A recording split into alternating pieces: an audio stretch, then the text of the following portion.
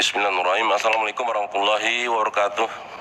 Selamat sore, salam sejahtera buat kita semua, pimpinan serta anggota yang kami hormati, baik secara virtual fisik, Ibu Menteri serta jajaran, kemudian Wakil Ketua Komite 2 DPD RI yang kami hormati.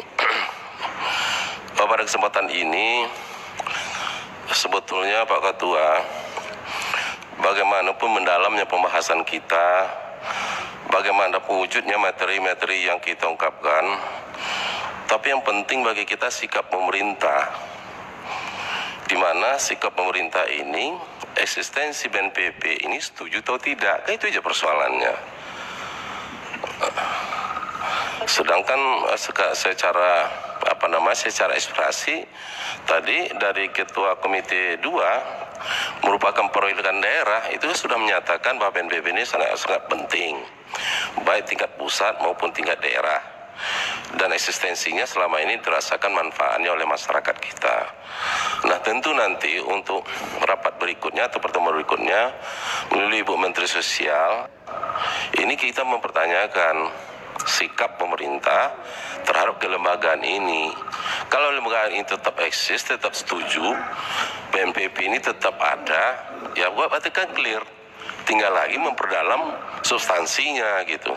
Tapi kalau kita rapat masih dalam pembahasan masuk daftar inventarisasi masalah DIM atau memperkuat materi-materi dalamnya, tapi sikap pemerintah tidak jelas, ini juga tidak akan clear gitu. Jadi saran kami untuk berikutnya itu melalui Ibu Risma supaya sikap dari pemerintah dan presiden tentunya sebagai eksekutor kan ke lembaga ini jelas. Karena kita tahu masalah bencana ini kan ada pra, ada sedang, ada pasca gitu. Nah, kita tahu sejak negara Indonesia ini merdeka, kelembagaan ini kan ada, ya kan? Kelembagaan ini ada, baik para pemerintah Indonesia, baik pemerintah Indonesia Serikat, maupun pemerintah Indonesia kembali kepada NKRI, ini lembaga ini ada gitu. Nah, ini biar ditinjau dari sosiologis, ditinjau dari geografis, ditinjau dari segi kondisi masyarakat kita.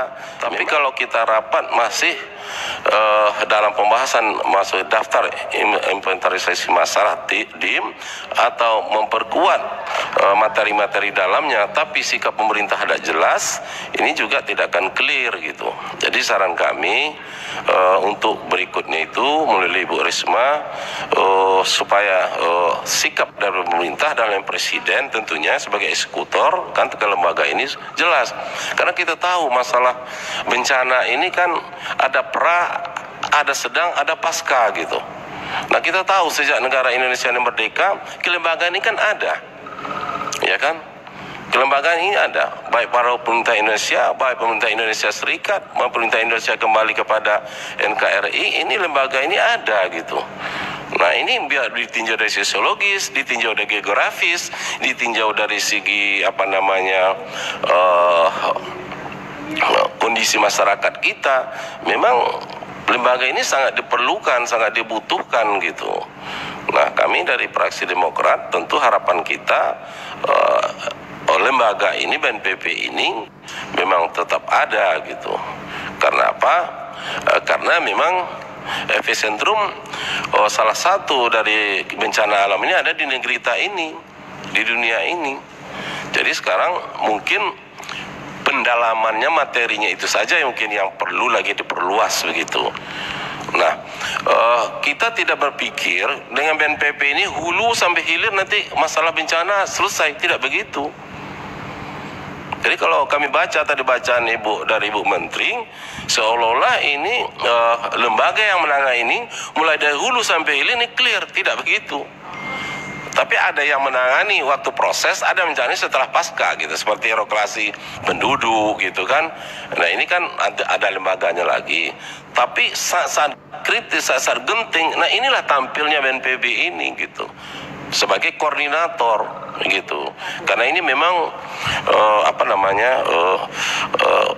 badan yang segera bersikap terhadap sesuatu kejadian di negara kita ini.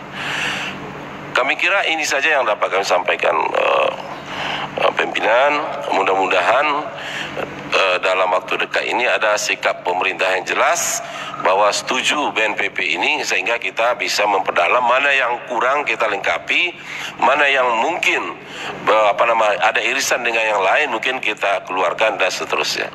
Kami kira demikian yang dapat saya sampaikan. Cendrawasih hinggap di kayu. Terima kasih NL.